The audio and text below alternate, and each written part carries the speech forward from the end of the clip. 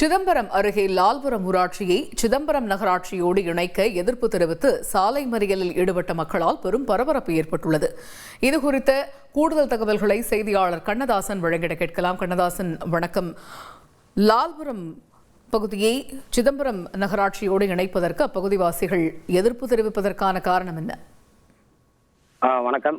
சிதம்பரம் அருகே உள்ளது லால்புரம் ஊராட்சி. இந்த ஊராட்சியை சிதம்பரம் நகராட்சியோடு இணைப்பதற்கு சமீபத்தில் அறிவிப்பு வெளியானது. இதற்கு இந்த கிராம மக்களால் சிலர் எதிர்ப்பு தெரிவித்து வந்த நிலையில இன்று மீண்டும் லால்புரம் ஊராட்சியிலிருந்து இந்த பகுதிகளை வந்துட்டு நகராட்சியோடு இணைக்கக்கூடாது, அப்படி இணைக்கும் பட்சத்தில் வந்துட்டு பாத்தீங்கன்னாக்கா அவங்களுக்கு சொத்து வரி, குடிநீர் வரி, கழிவுநீர் வரி என பல்வேறு பிரச்சனைகள் ஏற்படும் என தொடர்ந்து அந்த கிராம மக்கள் வந்து போராட்டத்தில் ஈடுபட்டு வராங்க.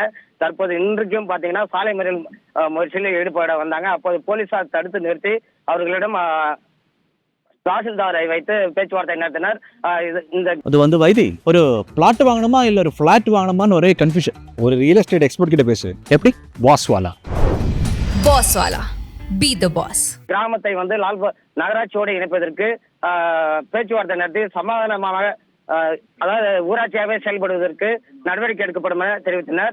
அதனால் முன்கூட்டியே காவல்துறையினர் வந்துட்டு அந்த மக்களை சாலை மறியல் செய்ய வந்த மக்களை கைது செய்ய வாகனம் அழைத்து வந்த போது 2 கிலோமீட்டர் தூரம் மக்கள் மீண்டும் நடந்து செல்ல வேண்டும் என்பதை அறிந்து கொண்ட போலீசார் அவர்களை மீண்டும் அரசு பேருந்தில் ஏற்றி வீட்டுக்கு அனுப்பி வைத்தது அந்த பகுதி மக்களிடையே பெரும் மகிழ்ச்சியை ஏற்படுத்தி இருக்கிறது.